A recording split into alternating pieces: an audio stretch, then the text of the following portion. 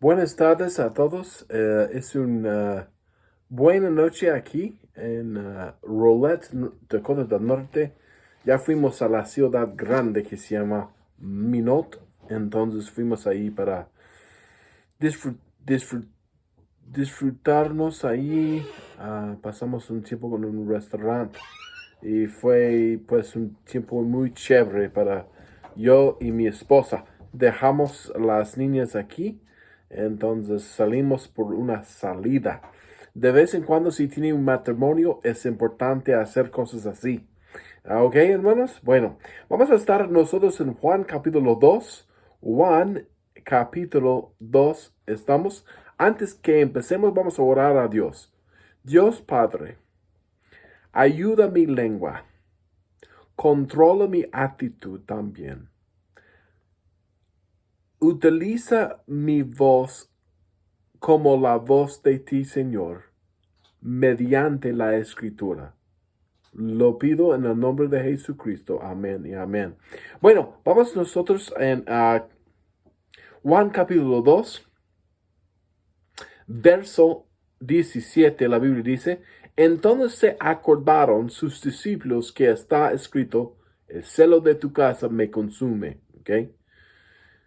Habla de eso porque en los versos anteriores Jesús utilizaba cuerdas para azotar a la gente cuando trataban convertir la casa del Señor en ser un lugar de ventas. Entonces, Dios no quería un negocio, era un lugar de oración.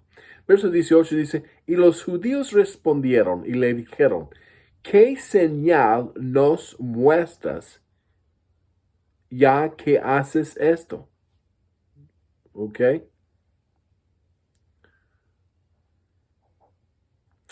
Entonces, los fariseos estaban preguntando a Jesús, ¿por qué tienes tanta autoridad que hagas cosas así? ¿Qué señal nos puedes mostrar aprobando que tú eres el Mesías, digamos? Es una buena pregunta hoy en día.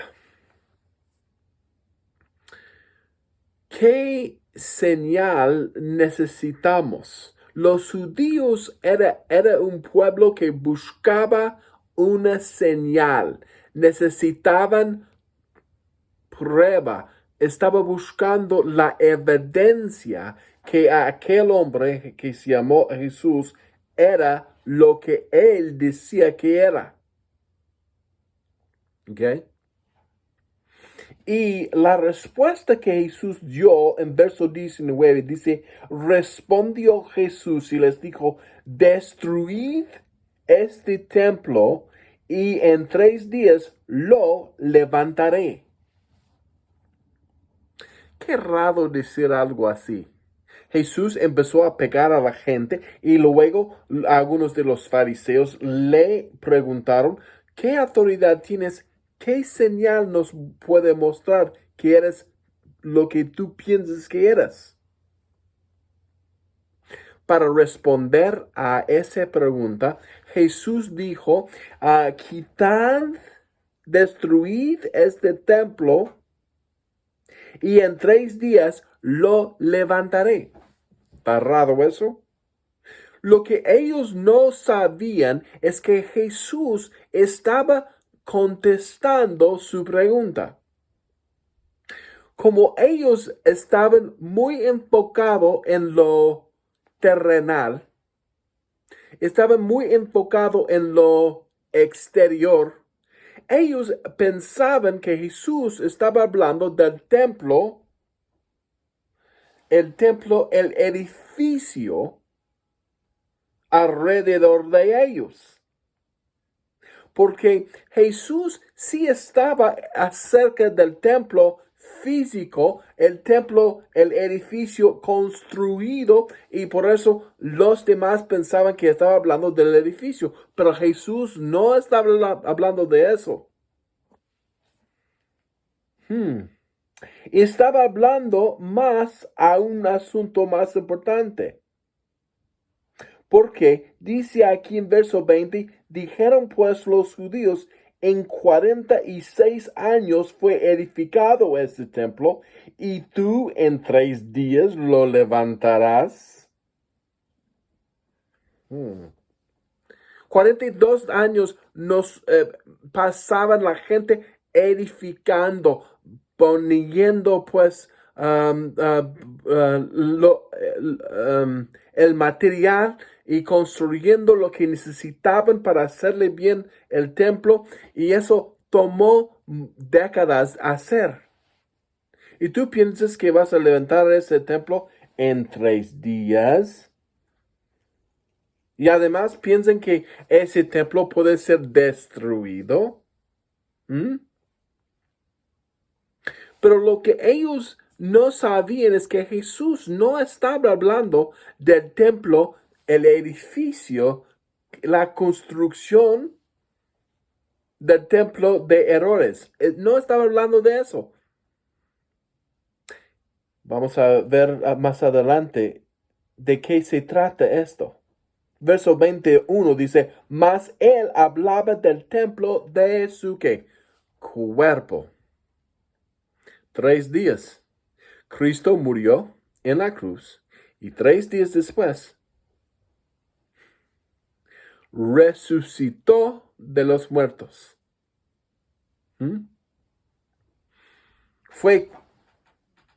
Estaba allí en la cruz. Le pegaban hasta la muerte, sangraba y hizo todo esto para salvar el hombre, pero en 3 días se le levantó de los muertos y estaba hablando de él, de su cuerpo. No estaba hablando de la grandura del templo, el magnífico templo que estaba allí de Herodes. No estaba hablando de eso, estaba hablando de su cuerpo y su muerte. La tendencia de religión siempre es hacer el error de enfocarse en lo exterior. La religión siempre está enfocando en la cosa menos importante, cuando hay algo más importante enfrente de ellos. El enfoque de la palabra de Dios, el enfoque del verbo de Dios, no es la religión, no es el templo hecho de concreto y cemento y de madera. El enfoque de la Biblia está en la persona de Dios, que se amó y se llama ahorita Jesucristo. La religión sigue igual desde los fariseos hasta hoy. Cuando nosotros entramos en una iglesia, está grande la iglesia, tiene estatuas de personas que habían muertos. Tiene todo el oro y la plata y todo. Y pensamos nosotros que Dios es agradecido de nosotros, que hemos edificado un edificio tan bello. Pero ¿sabe qué?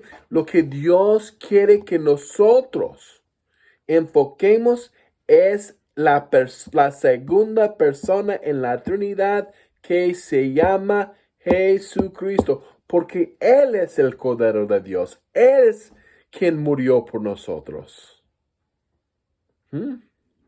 Se base todo en Jesús. Se base todo en Él. Mira, nosotros, el error de religión es mirar a los edificios y mirar a todo que ofrece, pero no en la capitán de nuestra salvación, este hombre que nació del Virgen María, ese hombre no solamente fue un hombre, pero también fue Dios en la carne, y Él es la única esperanza del mundo. ¿Mm? El problema, la cosa más peor de todo eso es que muchos están rumbo al infierno porque no entienden lo que deben enfocarse. No ponen Jesús en el lugar céntrico de toda la adoración. Es en la persona de Jesucristo, nada más. Él dice, de mi cuerpo voy a levantar. Dice aquí Jesús, quitad de aquí, verso 16, esto, y no hagáis de casa de mi padre casa de mercado. Pero dice más adelante, verso 19, respondió Jesús, les dijo, destruid este templo, y en 3 días lo levantaré.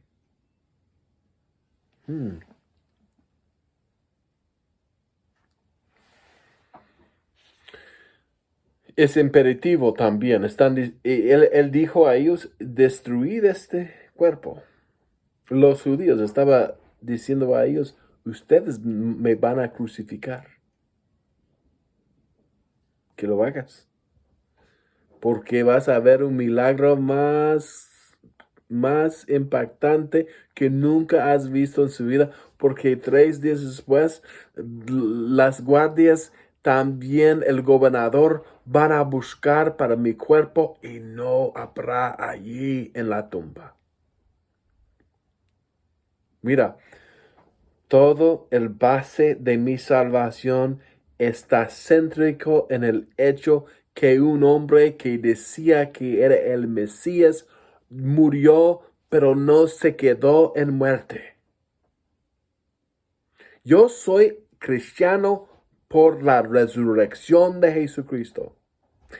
Es todo mi pasión, es la razón, porque no hay nada, no había ningún Dios que ha dicho, yo me levantaré. No había ningún maestro que no se quedó en la tumba. No había ningún líder que había en el pasado que podía decir que yo estaba muerto y yo decidí no estar allí muerto y me levanté de los muertos. Los testigos de Jehová piensan que este hombre Jesús era nada más un hombre. Pero la Biblia dice en Romanos,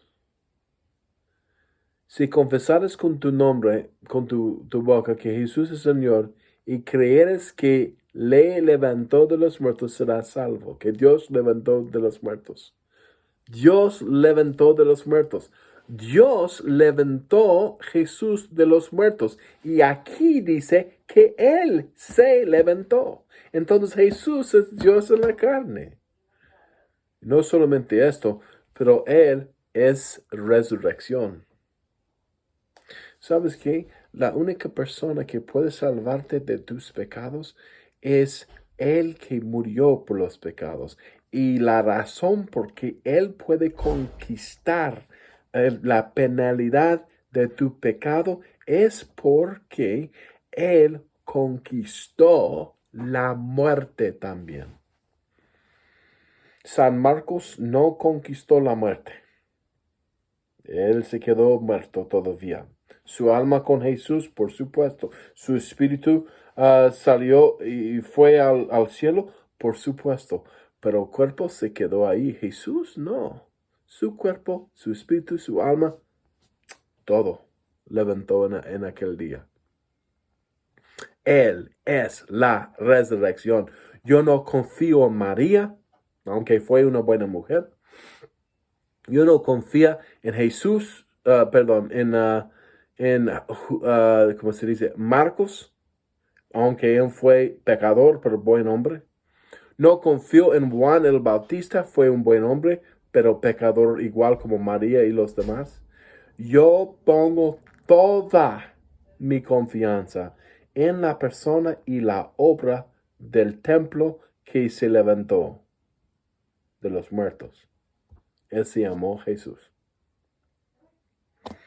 Cualquier persona que enfoque en el exterior, en los edificios, que enfoque en cosas de menor importancia, es un culto que no sea de Dios. Nosotros tenemos que creer que Jesús se levantó de los muertos. La diferencia entre lo bíblico y lo falso es la resurrección de Jesús. Que la Biblia dice así, en primero de... Déjame buscarlo.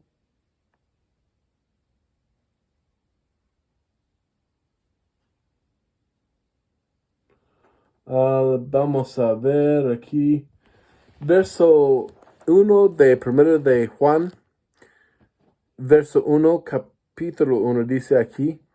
Lo que era desde el principio, lo que hemos oído, lo que hemos visto con nuestros ojos, lo que hemos contemplado y palparon nuestras manos tocante el verbo de vida.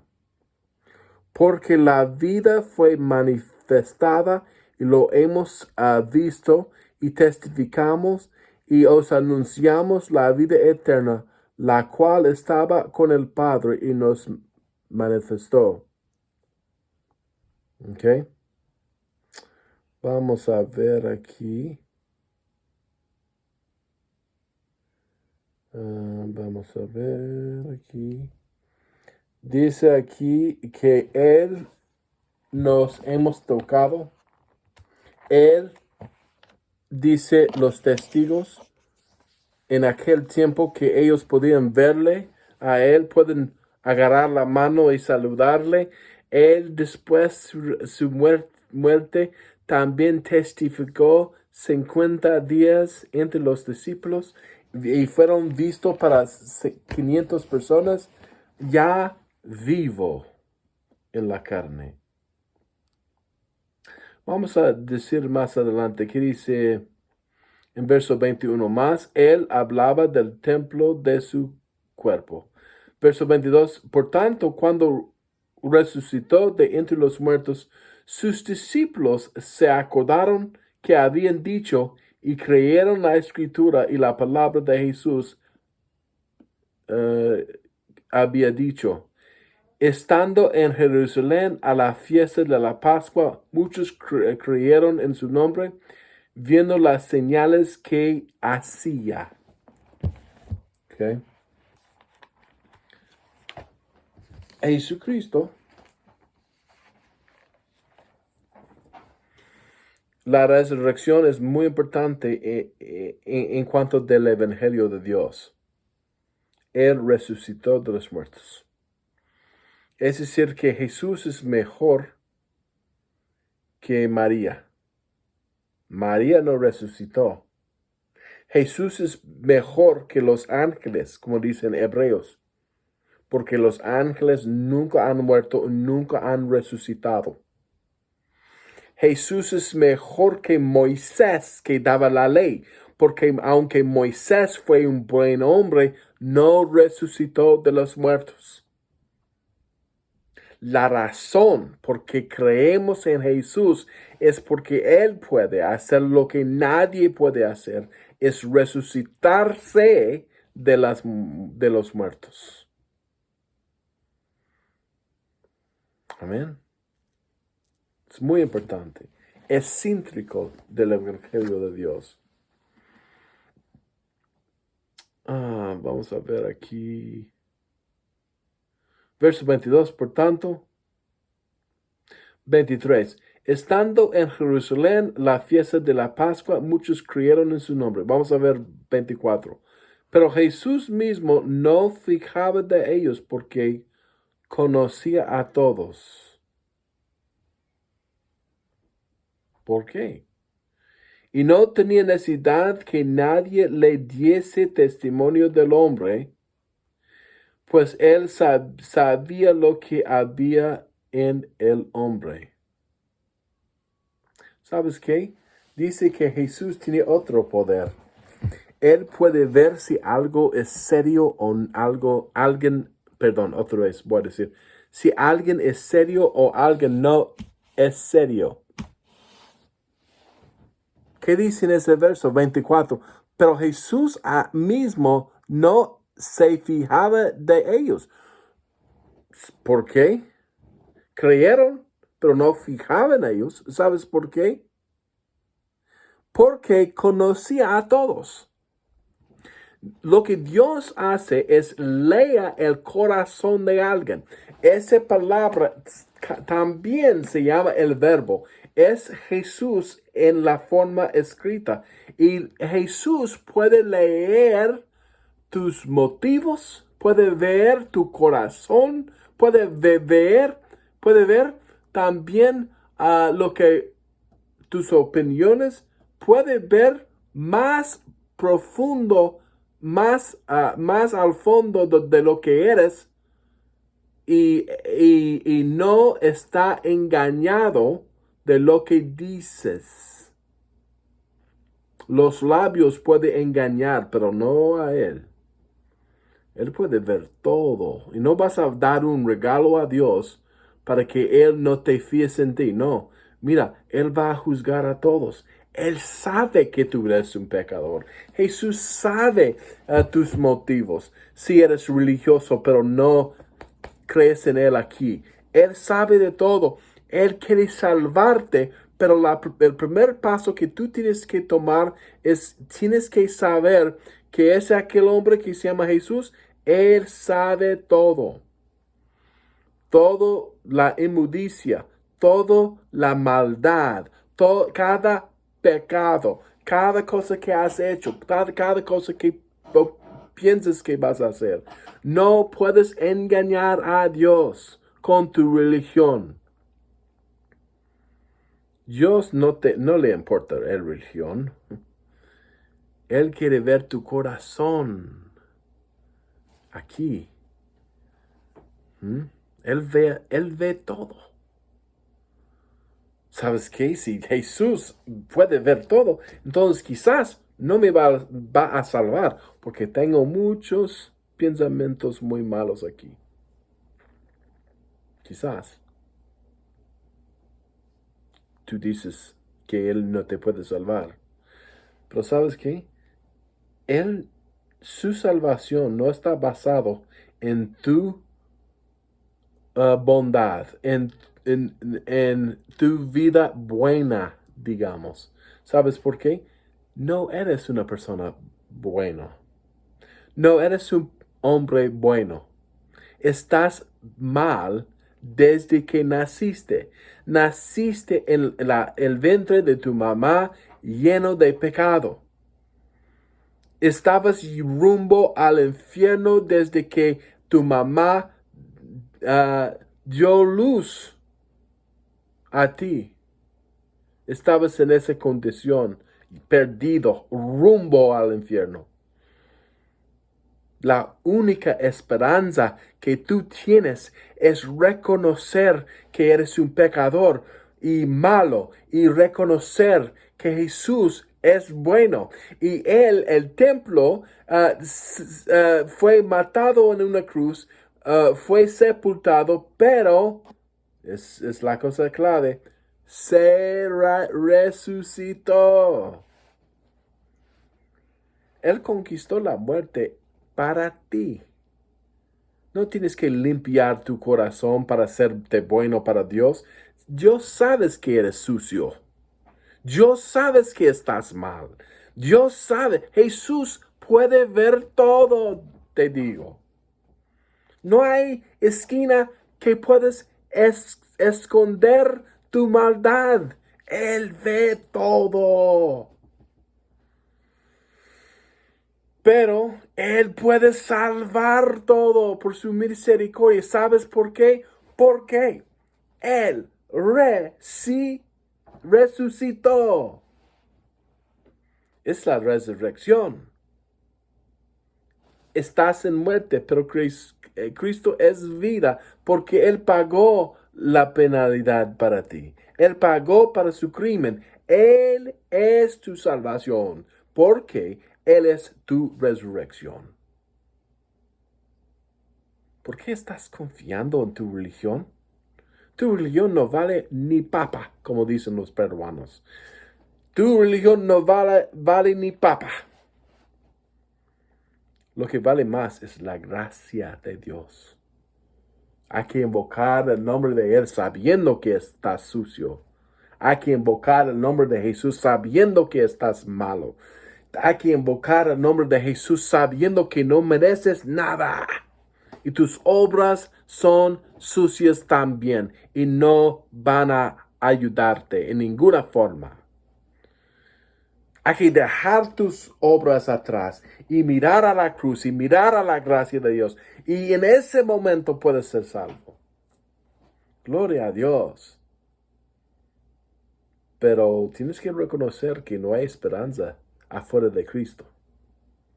No hay esperanza afuera de su plan. No hay esperanza afuera de su resurrección, su muerte y su derramamiento de sangre. ¿Qué puede salvarte? La sangre de Jesús que lava de toda maldad. Como dice Juan capítulo 1, verso 29, he aquí viene el Cordero de Dios. Cristo murió, derramó su sangre. Con la sangre de Dios lava toda maldad. Podemos ser así, como la lana blanca, delante del Padre, por el Hijo y su obra que hizo allí. ¿Tú crees que Dios te puede salvar? En el momento de tu muerte, y cuando vas a estar delante del tribunal de Dios, yo estoy convencido que Dios te va a hacer una pregunta. La pregunta es esto. ¿Tú crees que te puedes amar? ¿Tú realmente crees que yo te puedo amar? Y si dices que no creo que puedas amarme a mí, entonces estás en peligro del infierno. Pero ¿sabes qué? Es la persona convencido que está mal, convencido que es pecador, convencido que no merece la salvación de Dios. Esta persona que invoca el nombre de Jesús en ese momento puede ser salvo, no por sus obras, sino por la misericordia del templo que resucitó. Tienes que soltar la religión y agarrar la gracia de Jesús. Es la única esperanza que tú tienes. Amén, hermanos. Dios les bendiga.